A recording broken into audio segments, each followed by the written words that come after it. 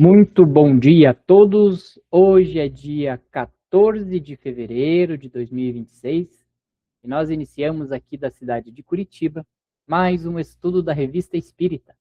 Este estudo é promovido pela Sociedade Espírita Obreiros do Senhor e demais estudos da Revista Espírita e outros estudos promovidos pela casa podem ser acessados através do nosso site www.obreirosdosenhor.org.br. Em nosso site você encontra o link para a playlist da Revista Espírita e também outros links para os estudos promovidos pela casa. Se você está acessando e assistindo este vídeo de forma gravada no YouTube, saiba que você também pode participar conosco ao vivo. O estudo da Revista Espírita vai ao ar todos os sábados, às 11 horas da manhã, horário de Brasil, Brasília. Venha estudar e nos ajudar a interpretar esta grandiosa obra que é a Revista Espírita. Nós estamos estudando o ano de 1862 da Revista Espírita. Chegamos hoje ao estudo de número 17, finalzinho do mês de fevereiro da Revista Espírita de 1862. E nesse primeiro tema, desse finalzinho de fevereiro de fevereiro de 1862, Kardec vem trazer o seguinte tema: meditações filosóficas e religiosas ditadas pelo espírito Lamennais, lá na Sociedade Espírita de Paris, pela médium pelo médium Senhor A. Didier. Então, este estudo, né, esse tema aqui está na Revista Espírita de 1862, disponível tanto na descrição desse vídeo aqui no YouTube, como também nos sites da Federação Espírita do Paraná, da Federação Espírita Brasileira. Você pode baixar o PDF da Revista Espírita do ano todo, para poder acompanhar os estudos, e esse tema que nós estamos trazendo aqui agora está lá na página 94 até a página 97. E assim eu passo a palavra para o Pereira, dar início no nosso estudo de hoje. Bom dia a todos.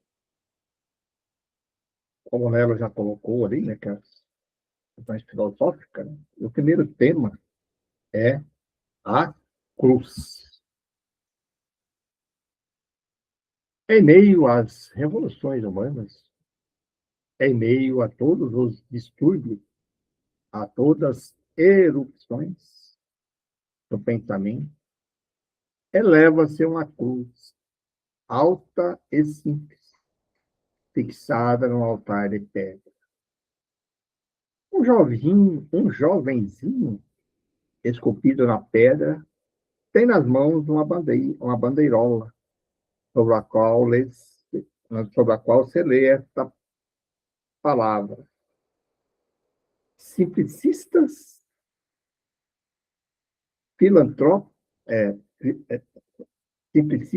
filantropos, filósofos, deístas e poetas. Vinde ler e contemplar essa palavra. É todo o evangelho, toda a explicação do cristianismo. Filantropo. Não inventeis a filantropia. Não existe senão a caridade. Filósofo. Não inventeis uma sabedoria.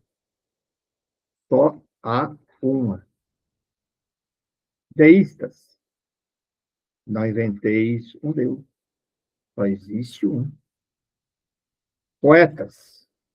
Não perturbeis o coração do homem. É que ele inicia uma crítica, né? Uma crítica porque, às vezes, né, a pessoa se diz, né, sou filósofo, sou filantropo, né? Eu consigo interpretar, né, como filósofo, eu consigo pensar, eu consigo dar respostas corretas, baseadas na mais pura filosofia, que é a arte de perguntar e responder, né? E a filantropia, né, que ajuda, que faz, ajuda o próximo, a evolução do próximo e tudo mais, e às vezes é só da boca para fora, né? Às vezes nós pegamos aí filósofos, né, que adaptam as as suas respostas, as suas interpretações, né, baseados aí no seu interesse, né, e o próprio filantropo, aqueles que fazem aí a sua ajuda e tudo mais, mas sempre com um interesse em particular, né.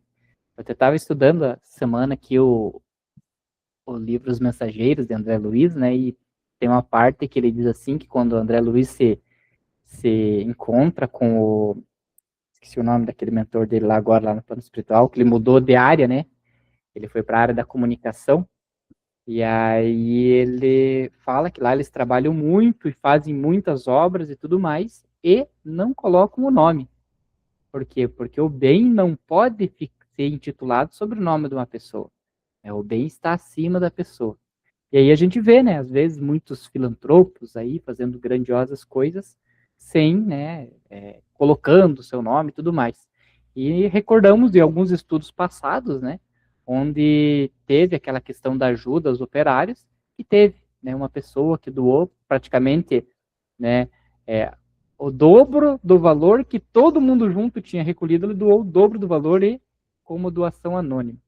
Então veja que ele vem trazer, né, essa crítica já aí algumas classes aí daquela época, né, os simplicitas, que falavam que viviam numa vida de simplicidade, e na verdade não era, filantropos, filósofos, deístas, né, que acreditavam num Deus sem uma revelação. Então ele inicia uma crítica e vamos ver para frente como que seria essa comunicação aí do espírito de Lamennais, que nós sabemos que ele tinha desencarnado há pouco tempo, né, e era um adepto muito fervoroso ali do espiritismo, e depois da desencarnação dele, ele começou a se comunicar e trazer esses textos, que os textos de Lamennais, eles eram muito mais filosóficos, então, né, tem que ler aí com cuidado, assim, para não interpretar aí alguma coisa que talvez ele não disse, né, mas é bem interessante os textos deles, e nesse que ele começa a trazer uma crítica.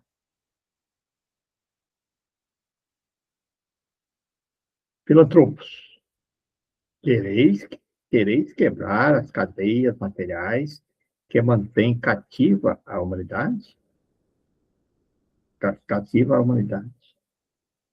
Filósofos, elevais panteões.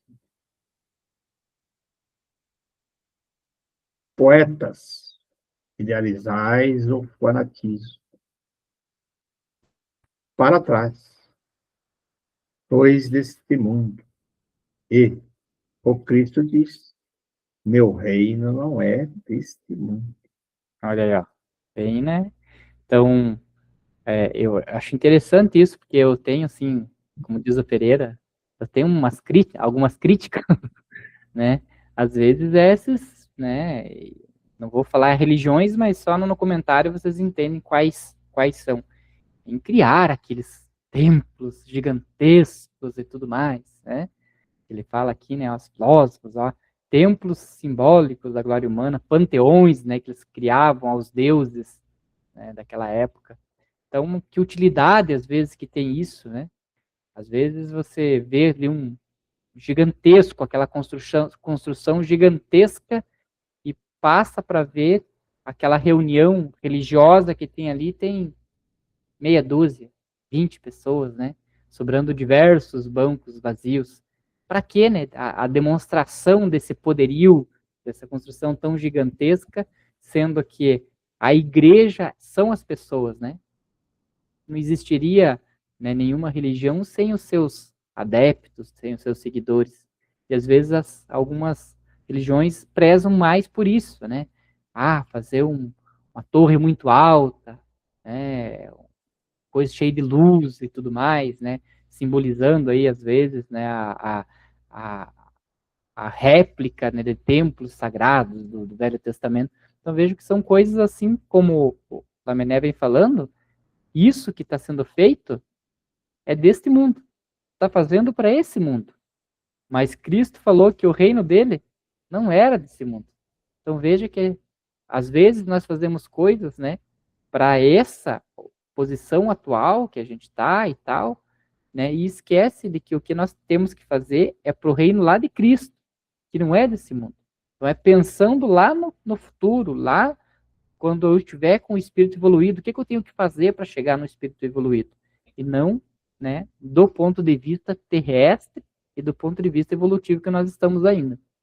É uma coisa comum que a gente ouve no dia de hoje, assim, constantemente aí, alguns bilionários, né, pessoas aí que têm muito dinheiro, aí eles anunciam com toda a pompa que criaram-se uma fundação, doou tantos milhões e milhões para determinada obra de caridade, né?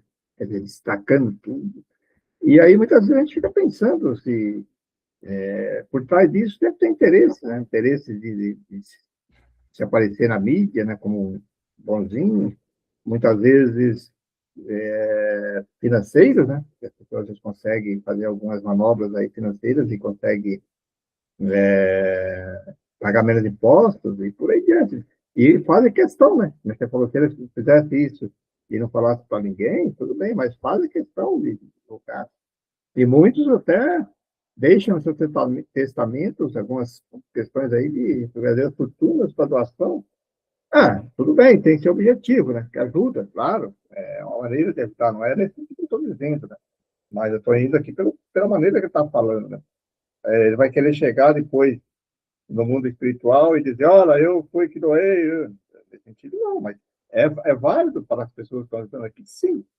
Mas, em termos evolutivo desse ser, será que o interesse dele era simplesmente a caridade, como ele coloca antes, a caridade pura, no sentido que nós conhecemos, né? Ou por trás disso sempre teve interesse?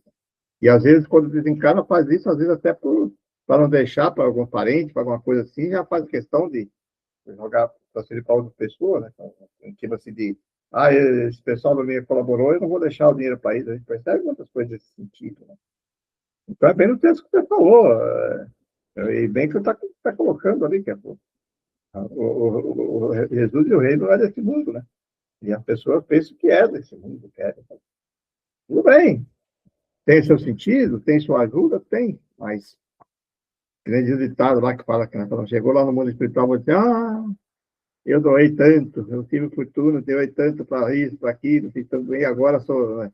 Quer dizer, você vai querer com privilégio por isso? Você fez para o seu benefício do terreno e a imposição. É interessante essa reflexão disso. Sim, e ainda pegando um pedacinho e complementando com o vídeo que eu vi ontem, então ali nessa parte ali que o André Luiz está conversando ali com o mentor dele ali do plano espiritual, ele explica que ali no Ministério da Comunicação, ele não sai, né, só, eles preparam, inclusive, médiums, doutrinadores para reencarnar. E ele não sai ali só para o espiritismo, essas pessoas, eu achei bem interessante isso, fazia tempo que eu não li esse livro. E aí ele diz assim que eles preparam para todas as religiões, porque a verdade não é uma verdade do espiritismo, ela é uma verdade de Deus, e ela tem que estar presente em todas as religiões, né? E aí isso que vem aquela explicação que a gente sabe, né? Que o médium, ele não está só na religião espírita, na doutrina espírita. Você vê médios no evangélico, no católico, né? Em todas as religiões. Então eles saem preparados de lá, né, com essa questão da mediunidade, que a gente sabe que todos somos médiuns em determinado grau, mas tem uns que são bem ostensivos e não precisam praticamente, né, nem estudar muito sobre isso, ele já, como, enquanto criança, ele já é um médio ostensivo. E aí, nessa linha do que o Pereira está falando, né, que às vezes a gente, né, cuida muito dessas questões aqui do mundo e quer se aparecer e tudo mais. Ontem eu vi um videozinho, era um videozinho evangélico, né, de um músico falando como que ele se sentiu tocado por Deus, né, quando ele estava tocando. Ele era um músico profissional, né, ele dava aulas e tudo mais, e quando ele ia para o culto, e ele ia tocar no culto, ele exigia dele o mais absoluto profissionalismo. Então ele não errava, era concentração total ali no que ele estava fazendo, o tempo da música, o clique, o metrônomo, a harmonia e tudo mais, e era sempre assim, sempre nesse mais extremo profissionalismo. E aí um dia, que ele tocando, o pastor puxou uma música, e ele começou a acompanhar aquela música, naquela métrica harmoniosa ali das notas musicais, de repente o pastor disse que virou para ele e falou assim, eu não quero profissionalismo. O profissionalismo que fique lá fora. Aqui dentro, eu quero coração. E aí ele tomou aquele baque, né? Porque ele sempre se sentia naquele profissionalismo, diz que aquilo foi tão forte assim para ele que ele paralisou, que ele pegou e saiu do altar, onde eles estavam fazendo a adoração, e ficou lá o tecladista tocando, harmonizando e tal. Aí depois que passou aquela, aquela palestra ali que o pastor estava dando, ele foi lá e foi conversar com ele, né? Que enquanto ele não entendesse que quando você se serve a Deus, você não serve com as coisas do mundo, com o teu profissionalismo, mas que você tem que servir com o coração, ele não estaria pronto. E aí ele pediu ajuda, né? Então me ajuda, que eu quero servir a Deus com o coração, né? Não com a guitarra tal, com a bateria tal, teclado tal, né? Você vê com que em todas as religiões a gente tem essa questão, né? De você servir com a sua essência. E no espiritismo, não, porque eu sou tal, não. Ir lá e servir como qualquer um. Seja dar o copinho de água, seja fazer a doutrinação, seja como médio, seja como acolher a pessoa que vem ali para um atendimento fraterno. Fazer isso com o coração, né? Independente se você é formado, se não é formado, que título que você tem, né? Ou que não tem, ali naquele momento somos todos filhos de Deus para servir, né?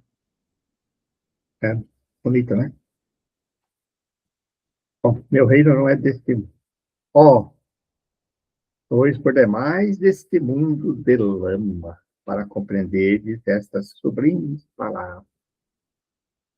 E se algum juiz bastante poderoso vos disser, sois filhos de Deus, vossa vontade morreria no fundo da garganta, e não poderia responder como o Cristo em face da humanidade. Vós o disseste, vós todos sois Deus, disse o Cristo. Quando a língua de fogo desce sobre as vossas cabeças e penetra os vossos corações. Sois todos deuses, quando percorreis a terra em nome da caridade. Mas sois filhos do mundo, quando contemplais os sofrimentos atuais da humanidade e não pensais em seu futuro vivo. Homem, que aquela palavra seja lida por teu coração e não por teus olhos de carne. O Cristo não erigiu um panteão, ergueu uma cruz. Acho Eu, interessante isso, o teu comentário, que você comentou ali da, da observação do pastor sobre o cantor, né? E é um tema que a gente discute bastante, inclusive sobre as questões de palestrantes, né, e até de dialogadores, nós tivemos um estudo agora recente.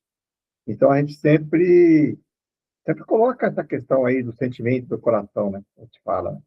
Então, porque às vezes a gente percebe assim um exagero muito grande, não que não tenha que ter cuidado, das pessoas prepararem palestras lindíssimas, bem formatadas, no PowerPoint, não sei o quê, que tá, recursos visuais.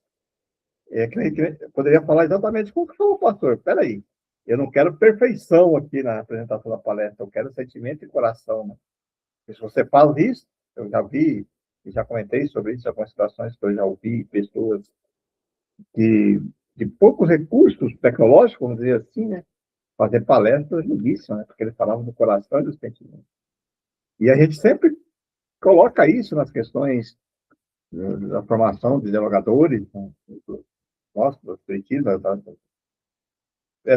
esse sentimento que a pessoa sempre busca querer a perfeição da palavra que vai falar, sei lá, o jeito, o racionalismo, tudo, e esquece do principal, que é o que você levantou ali, que levantou lá.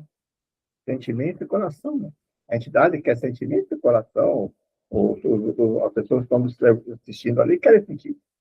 Porque senão fica uma coisa muito mecânica, né? Muito bonita, visualmente falando, muito...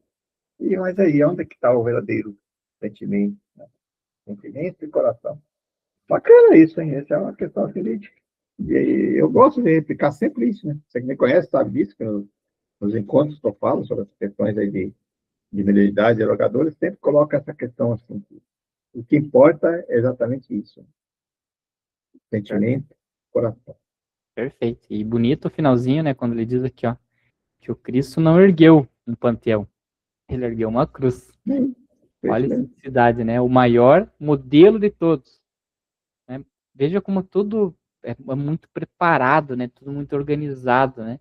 Deus, né, permitiu ali que um espírito evoluído como era Cristo, nosso governador terrestre, viesse dar o exemplo nesse globo e nós não temos nenhuma forma de olhar para ele assim, ah, mas Jesus fez isso. Jesus não fez. Ah, Jesus ergueu uma igreja. Não, Jesus não ergueu uma igreja. Ah, Jesus tal coisa. Não, Jesus não. Sabe? Então, por isso que ele é o modelo perfeito que nós devemos seguir.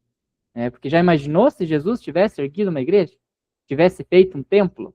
Hoje, a briga que seria, se já existe lá na Terra Santa, lá, um local onde ele, não sei se é onde foi crucificado, ou se era o templo, onde que era o túmulo de Jesus, eu não lembro agora de cor, onde eles acham que são 3 religiões que tomam conta ao mesmo tempo. Por quê? Porque se uma sair de lá, a outra toma conta, e aí vai ficar só para ela cuidar, e aí sempre tem 3 representantes das religiões naquele local. Né? Falei, nossa, será que Jesus queria isso, né? Essa briga e outra, né? Por uma coisa de que ele não está ali. Né? Ele sempre falou isso, né? Meu reino não é desse mundo, então o meu corpo, meus ossos, sei lá o quê, não, por mais que esteja aqui, eu não estou mais aqui. Não é meus ossos, um pedaço da minha cruz, um pedaço de pano que vai fazer, né? Eu estar aqui, eu vai ter um poder de fazer alguma coisa, né? Enfim, temos muito que aprender aí com essa relação. Então vamos lá, agora ele terminou esse tema cruz e ele vai passar para mais um outro tema, e são 3 temas, né, que Lamennais trouxe. Esse é outro tema bem interessante. Bem-aventurados os pobres de espírito. As diversas ações meritórias do espírito após a morte são simplesmente as do coração, mais que as da inteligência. Bem-aventurados os pobres de espírito. Não quero apenas dizer bem-aventurados os imbecis, mas também os que, acumulados, né, dotados, né, de dons intelectuais, não os empregaram para o mal, pois a inteligência é uma arma muito poderosa para arrastar as massas. Que cabe algumas palavras, né, porque quando ele fala pobre de espírito, e veja como a, as palavras elas vão mudando, né, com o decorrer do tempo, né? Então veja que Lamennais é dos anos ali 1800, né? 1800 para agora 2026 são 226 anos. Então não são tanto tempo assim, né? Nesse intervalo nós sofremos aí uma reforma ortográfica entre o Brasil e Portugal, para semelhar ali as nossas escritas, né, já que nós falamos português, se assemelharam nossas escritas. Mas temos aí lá para os anos lá de 1930, alguma coisa assim, que também teve uma outra reforma ortográfica, onde tiraram, por exemplo, farmácia era escrito com PH, agora farmácia é escrito só com F.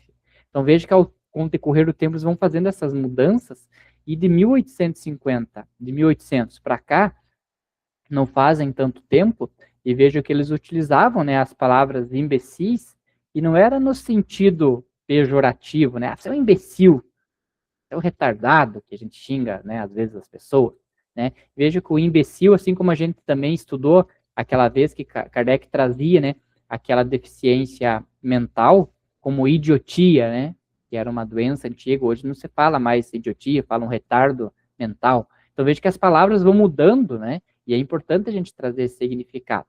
Né? Então quando Lamennais diz assim, ó, bem-aventurados os pobres de espírito, não quer dizer bem-aventurados os imbecis. Aqui ele não foi um imbecil xingando algum, bem-aventurados os imbecis. Não, mas a pessoa que tem um discernimento, né, uma incapacidade, alguma coisa assim. Era mais tido como doença do que um xingamento. Mas todos aqueles cumulados de dons intelectuais. E aqui vem uma parte que a gente tem que trazer isso à tona.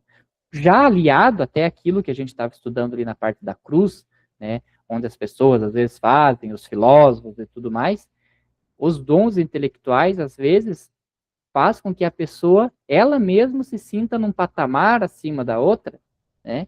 E aí começa a empregar, né, aquilo que ela sabe para o mal. E às vezes não é um mal descarado, né? Como nós vemos hoje em dia, né? Pessoas em seus altos graus de posições, né?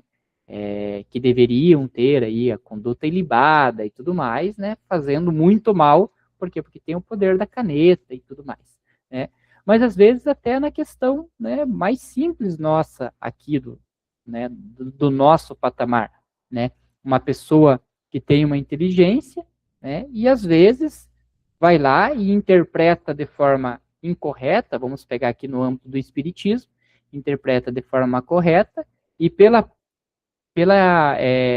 ali o dom da palavra que ela tem, ela consegue às vezes desviar algumas pessoas, fazer acreditar em outras coisas que não seriam o correto, né?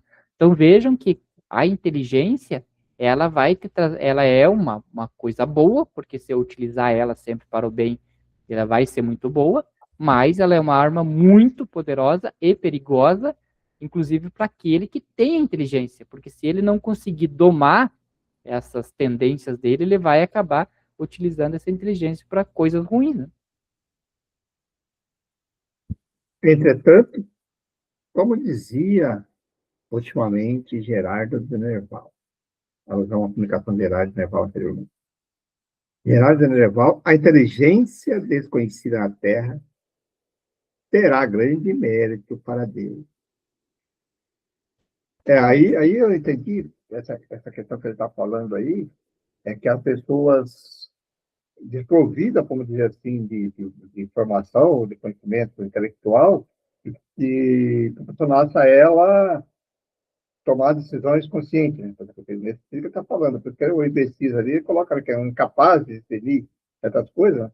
Então, nesse sentido que ele está dizendo os pobres de espírito, né? Aquelas pessoas que não têm esse conhecimento intelectual aí e tal, moral, e aí está colocando essa simplicidade aí, nessa essa maneira de ver, né? O que significa esses pobres de espírito, né? Olha, com efeito, o homem poderoso e inteligente, lutando contra todas as circunstâncias infelizes que os vêm assaltar, deve regozijar-se, alegrar-se com estas palavras. Os primeiros serão os últimos, e os últimos serão os primeiros, o que não deve ser entendido unicamente na ordem material, mas também nas manifestações do espírito e nas obras da inteligência humana. As qualidades do coração são meritórias, porque as circunstâncias que os podem impedir são muito pequenas, muito raras, muito, muito fúteis, né? A caridade deve brilhar por toda parte, apesar de tudo para todos, como o sol brilha para todo o mundo. O homem pode impedir que a inteligência de seu próximo se manifeste, mas não dispõe de nenhum poder sobre o coração. Interessante isso, né? Interessante, né? Aí, o que não falou não, não, né? As lutas do coração, tá certo. As lutas contra as adversidades, as angústias da dor, podem paralisar os impulsos do gênio, mas são incapazes de neutralizar os da caridade. Bem legal, bem interessante essa. E é interessante essa questão do pobres de espírito. Não quer dizer um espírito pobre, mas um espírito simples, É. né? Humilde, porque às vezes a pessoa é pobre, mas o espírito dela não é pobre, né?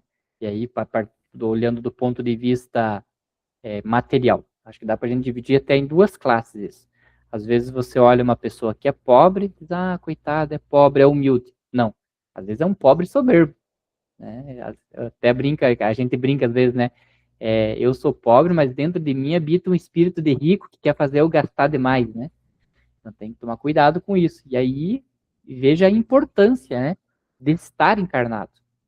Porque se dentro de mim tem um espírito soberbo, um espírito de rico que quer gastar, mas eu estou numa condição pobre, eu não consigo, né, gastar tanto quanto eu poderia.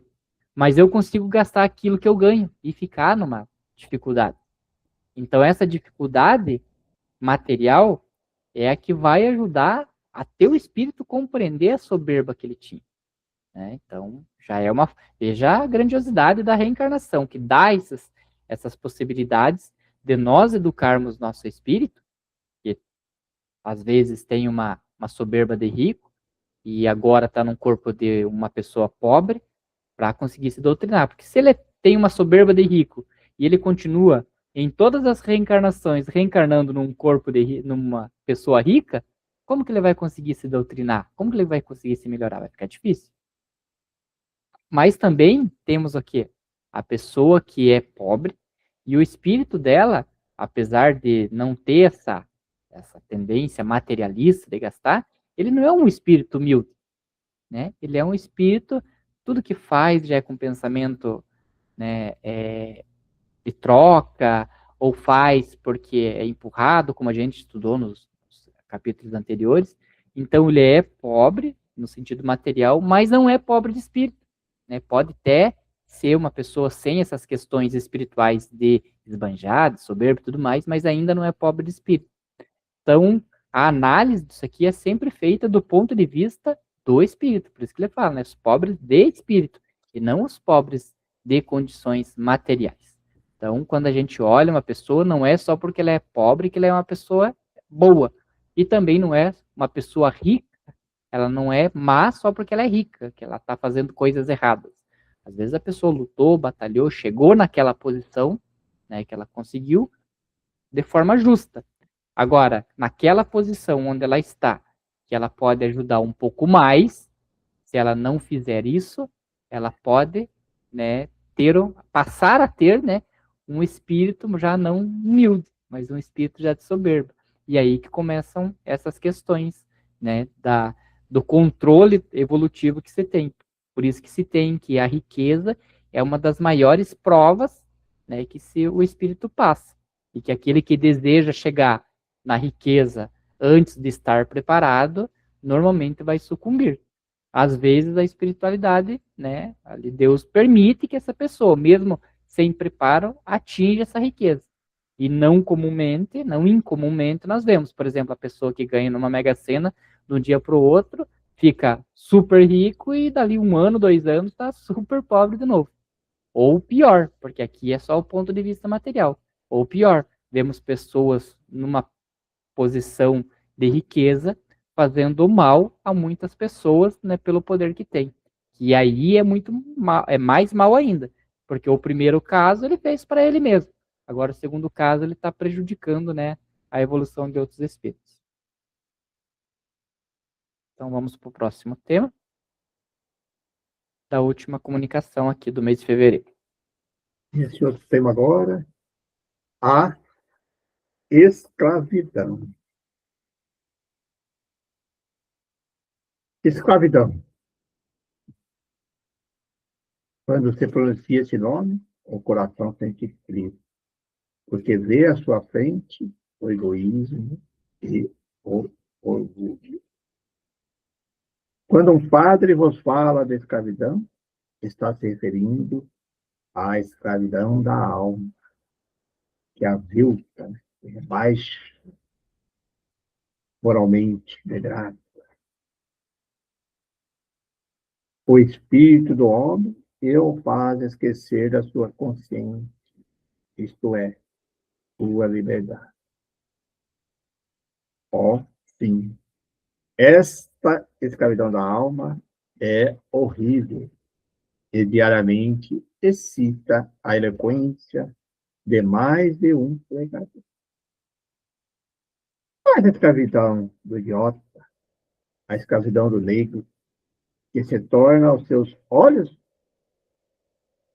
diante dessa questão, o sacerdote mostra a cruz e diz: esperai.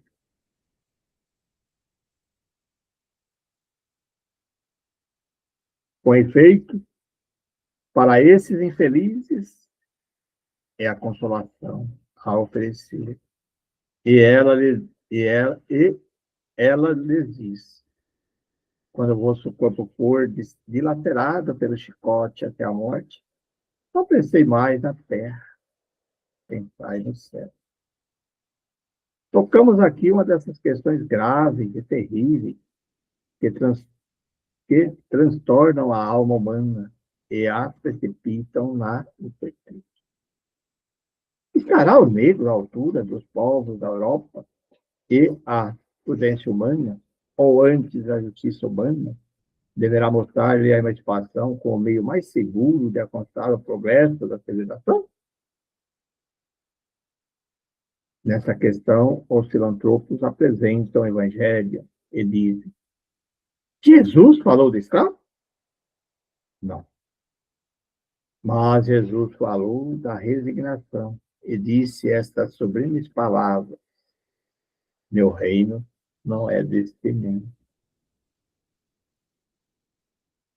John Brown, quando contemplo o teu cadáver na forca, sinto-me tomado de profunda piedade e de apaixonada admiração. Mas a razão, esta brutal razão que incessantemente nos faz buscar em português, leva-nos a nos perguntar a nós mesmos: que terias feito depois da vitória? Que é a questão da escravidão, é um ponto bem delicado, né? Porque Kardec até foi, né, aqui no Brasil, não sei em outros lugares, mas aqui no Brasil teve uma representação contra a codificação espírita, dizendo que ela era racista, porque falava de negros e tudo mais. E Kardec nunca foi racista, né? Ele olhava do ponto de vista espiritual qualquer pessoa. Os espíritos orientaram toda a codificação com relação a isso. Não é a cor, não é o que a pessoa está passando, pelo que ela está passando, ou pelo que ela está fazendo, mas o espírito que ali habita. Então, quando você olhava um escravo e olhava um algoz ali, um dos senhores ali que estava promovendo a escravidão, era olhado do ponto de vista espiritual de cada um. Né?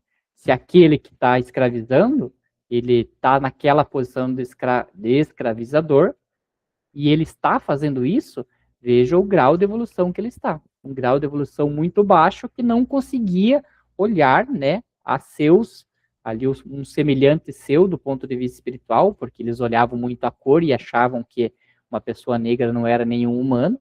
Né? Então, uma pessoa que chegava a fazer isso com outro ser humano denota toda aí uma involução espiritual, né? Um nível muito baixo de evolução espiritual. Né? Já do ponto de vista do negro, ele está naquela posição, precisa se entender o que ele precisava aprender com aquela situação que ele estava, né? Do porquê que ele ainda estava naquela condição, né? O que ele precisava dominar dos seus instintos, né, espirituais para evoluir. Hoje, tirando a escravidão, que ela foi abolida, mas ainda vemos, ainda em alguns locais, aí, pessoas em situações análogas à escravidão, né, dado as suas diferenças, a gente vê alguns resquícios dessas imposições em algumas religiões. Então, por exemplo, algumas religiões impõem à pessoa determinadas coisas que ela não pode contestar e não pode nem discutir. Ela tem que fazer daquela forma. Mas será que tá... Não. Para você ser dessa religião, você tem que fazer daquela forma. Então, é uma forma de escravidão também. Né? Você está escravizando a alma da pessoa ali. Por quê? Porque ela não está deixando a alma ficar livre, pensar e raciocinar, assim como nós temos aí no Espiritismo. Você tem que pensar, tem que ser uma fé raciocinada. Mas, do ponto de vista, como a gente já trouxe aqui também, de que aquele espírito que está ali reencarnado, talvez, se ele estivesse numa religião, né, numa doutrina um pouco mais aberta, como é o Espiritismo, que dá a você as responsabilidades dos seus atos, talvez aquele espírito, ele atrasaria mais a evolução dele estando fora de uma religião rígida do que estando dentro. Porque estando dentro de uma religião rígida, onde ele te oprime ali, é rígido e faz com que você não faça determinadas coisas, pelo menos você, né, seguindo aquilo, vai conseguir dominar algumas questões. Né?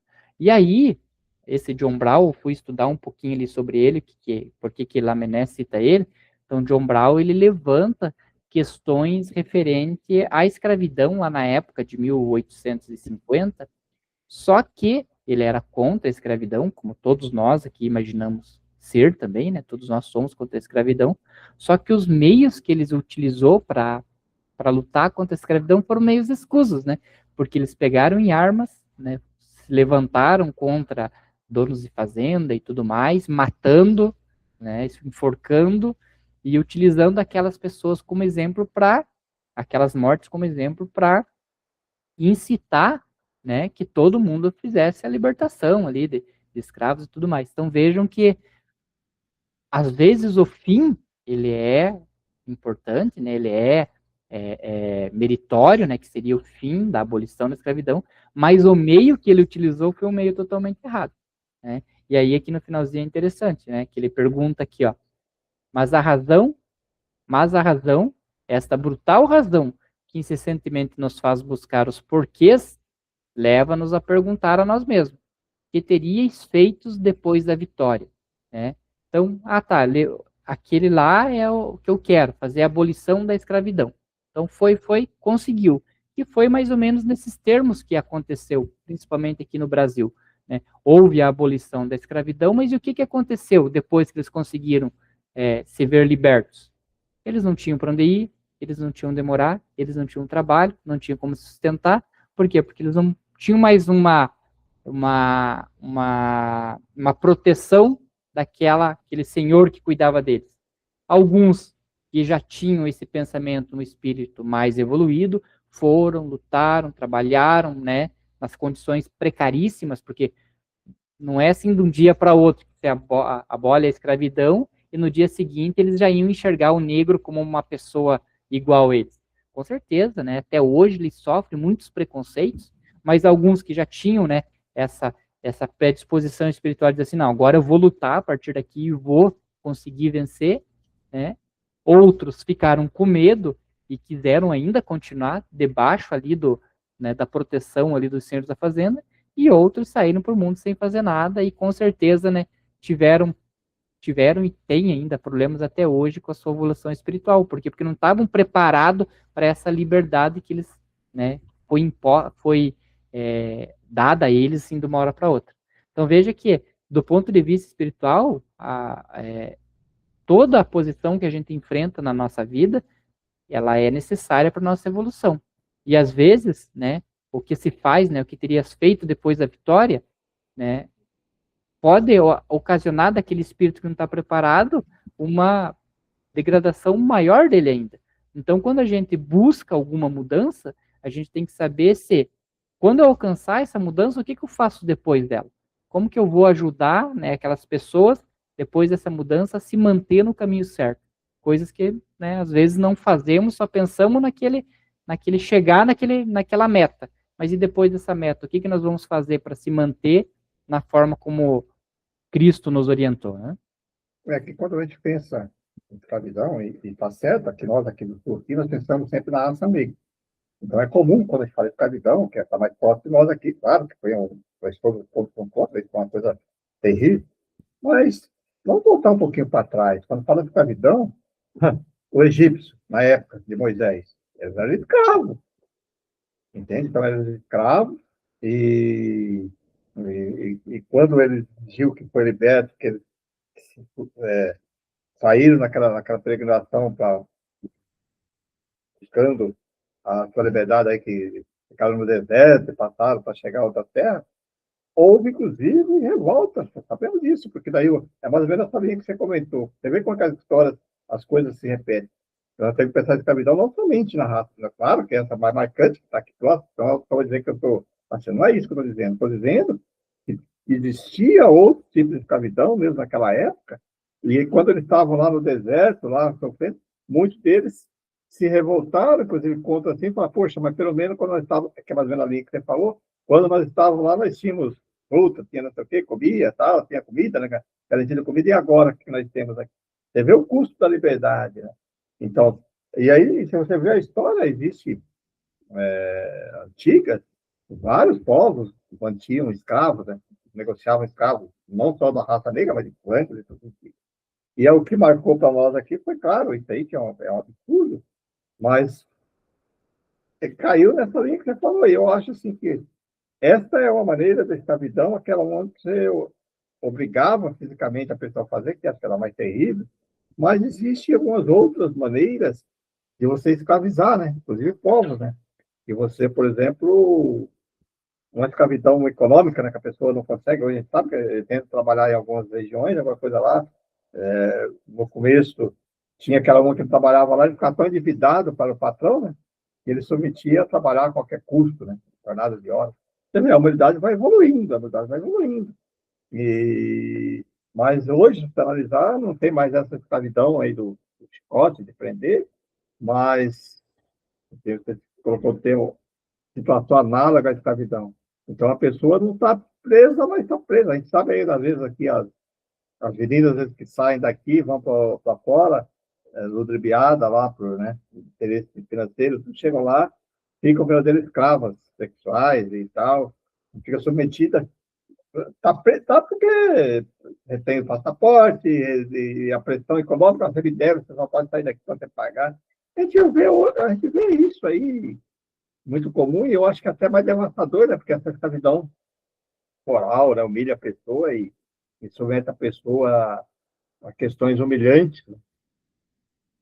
Então, agora, realmente, é o que marcou para nós, é que marca até hoje, na humanidade, ainda é essa questão aí de raças, de cores, né, que houve essa interpretação, inclusive, do advento, quando veio o espiritismo para o Brasil, que a própria federativa teve que fazer, que está lá, aqui na revista Espírita mesmo, tem no início, se não me engano, tem um texto que ele teve que explicar tudo isso, né? Justificar tudo isso, que não tem nada a ver com racismo, né? Que é os termos usados, né, da raça negra, não tem nenhuma inferioridade nisso, apenas está demonstrando o fato que ocorria, né? E vai muito mais além disso, né? Quando nós falamos com os seres espirituais, todos nós somos irmãos, independente da raça, cor, e um dia poderemos nascer como japonês, chinês, negro, branco. Isso aí é independente, existe o espírito evolutivo. Mas essa questão da escravidão era realmente marcou, né? Marcou muito. Para nós aqui ainda marca até hoje, né? E aí essas questões ligadas aí à raça, né? De raça. Mas não podemos esquecer jamais, como eu estou repetindo de novo, que a escravidão não é só a raça negra, né? Assim, a gente pensa, quando fala o termo escravidão, colocando aqui, e não a gente fica pensando só isso, né? Claro que para nós é natural pensar isso, né? Para nós foi o que mais marcou, né? Fizeram aqui. Mas também existia outros tipos de escravidão e com outros povos e com outras raças. Sempre existiu, né? Desde a época dos romanos também, que usavam escravos, quando era comum, né, algumas linhas, as pessoas conquistavam uma cidade, né? E um país, e aqueles povos ficavam escravos deles, trabalhando para eles. Então, é uma boa reflexão, né? Bom debate. E uma das coisas que nós temos que também observar, né, Pereira, é que aquela escravidão, ela era, eu gosto sempre de dividir questões materiais e questões espirituais. Então, ali os escravos, eles estavam escravizados de forma material, era corporal. Então, se você fugir, se você não trabalhar, você apanha, furamos teu olho, cortamos tua mão. Então, era material. Então, ele não tinha condições de sair dali, porque senão ele morreria.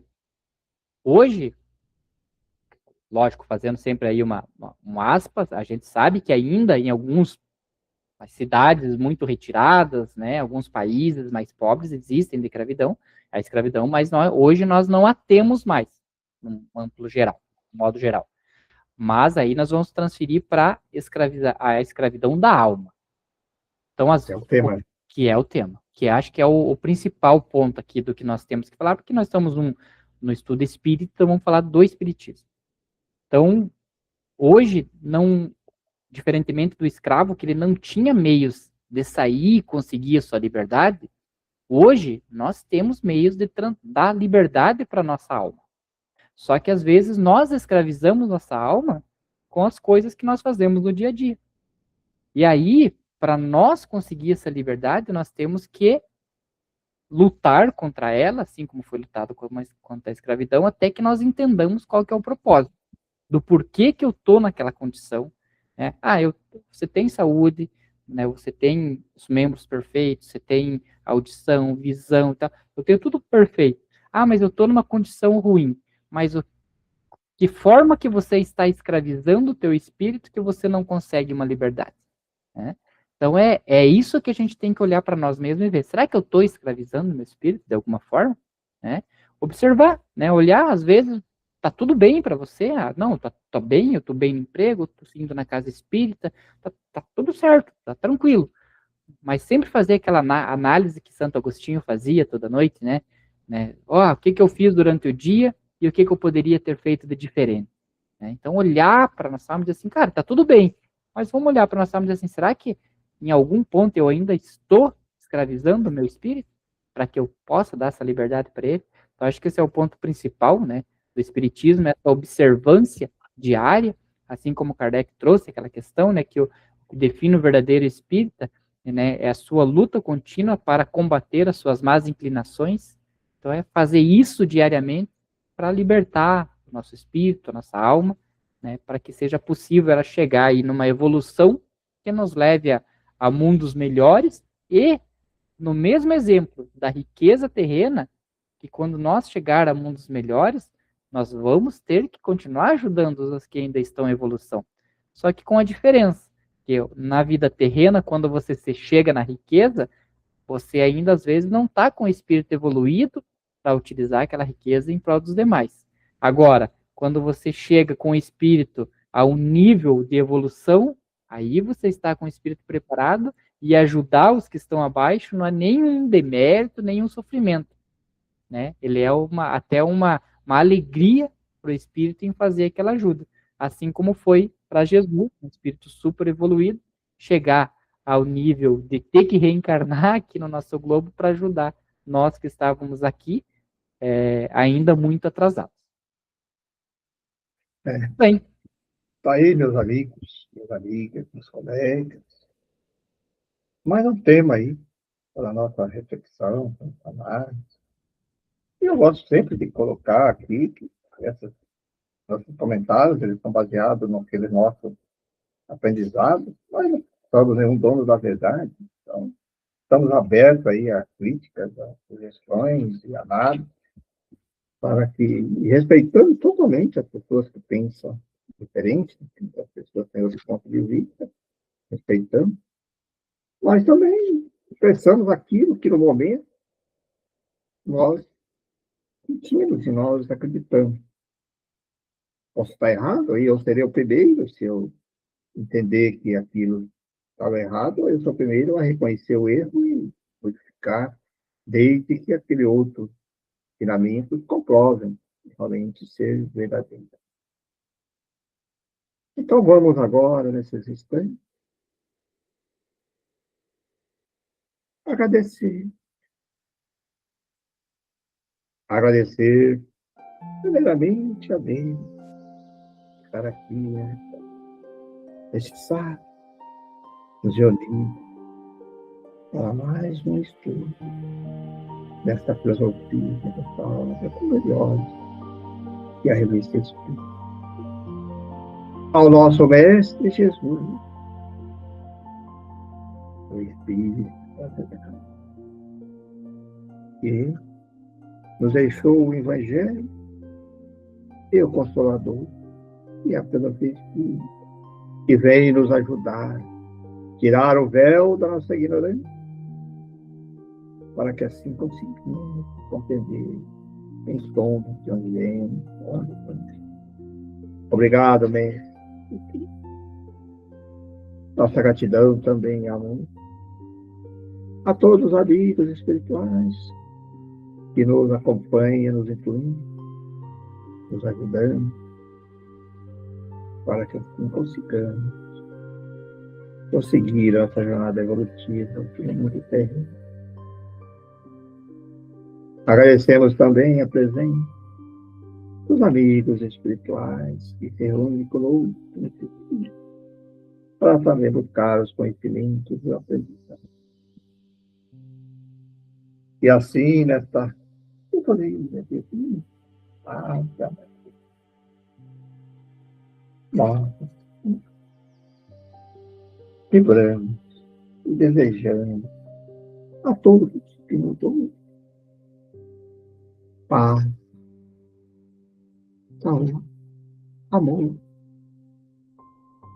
que os dias e as jornadas possam ser melhores, melhores compreendidos, e cada um receba aquilo que necessita para a sua harmonia e evolução. Fé, orar, sigamos em frente, confiaremos que nós temos um timoneiro na nau terreno que chama Jesus,